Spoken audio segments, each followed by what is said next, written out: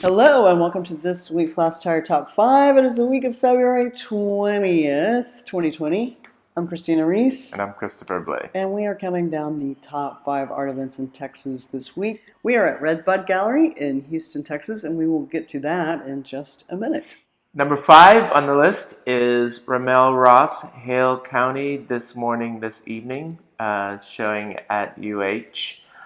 Tonight. This film has gotten a lot of critical acclaim. It's really beautifully shot. It was nominated for an Oscar. It came out, I believe, in 2017. It's kind of like a poetic documentary. Yeah, I was going to mention poetry. Yeah. It's experiential. It's non-linear. It's very like jazz. It's very improvised, but it sort of like embeds itself in the African American experience and community, and just sort of like especially it's in the South. Yeah, in the South. He teaches at Brown University now, so in the visual art department. If that kind of gives you an idea of what sort of movie this is, it's not really just straight documentary, as we were saying. But he'll be here for the screening and for an artist Q&A.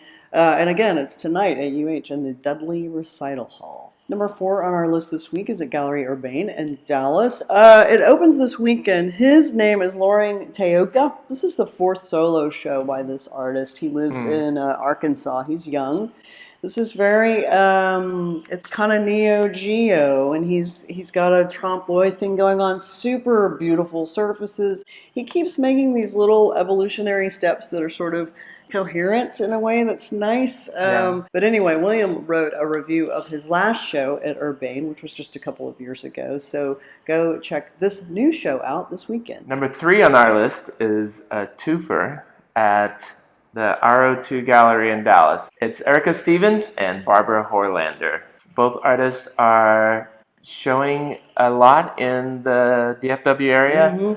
I'm familiar with Erica's work. Her paintings are mixed media and acrylic. They're applied sort of like icing, and really colorful. But her last show at Roti was really, really nice. She had taken like passages from, I want to say, Monet or Renoir paintings and blown them up with her own super impasto paint, sort of like the passages of women's bodies, and sort of pulled them out and highlighted them in an interesting way. And Barbara's work I saw at Roti before too. So this is not their first rodeo with this particular gallery, and to have them together I think is pretty cool. What about Barbara's work? Yeah, I got familiar with Barbara's work when she was an MFA candidate at TCU. Her work is very pink, but it's also sort of like wrapped in like the strength and veracity of a strong artist, projecting images and materials and just sort of like weaving her own narratives into it. And I think that's where her work sort of intersects beautifully with Erica's work. Number 2 on our list is Flatbed Press. It's called Flatbed Redo. It is a big group show at their still newish space, which isn't that far from their old space in Austin. By the way, we're talking about Austin. It's a group show of Prince.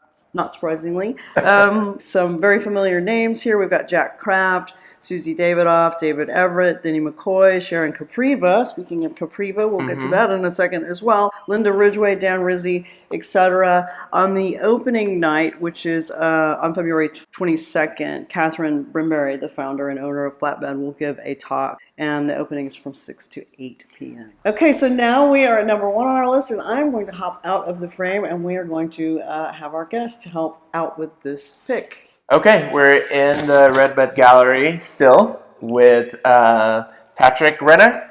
Hi. Whose work is directly behind us, and we're standing under Bounty, the title of the exhibition.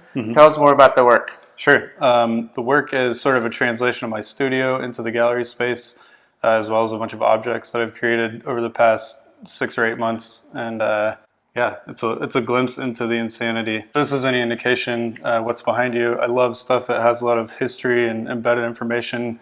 And so basically I'm a junk man.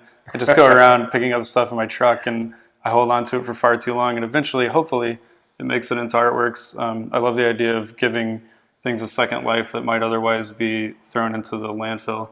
and just kind of exploring what happens when you put different things together. And also messing with the hierarchy of materials, like Absolutely. this is not supposed to be art. Don't touch that. But This is a space that's owned by Gus and Sharon Capriva, and they do a lot of great programming for Houston artists, in addition to Sharon being a great Houston artist. So I grew up here, and I've loved this space for a long time, and it's a thrill to have an opportunity to make a show here. I love trash, and I like to see what happens when I try to put a new spin on it. and go see some art.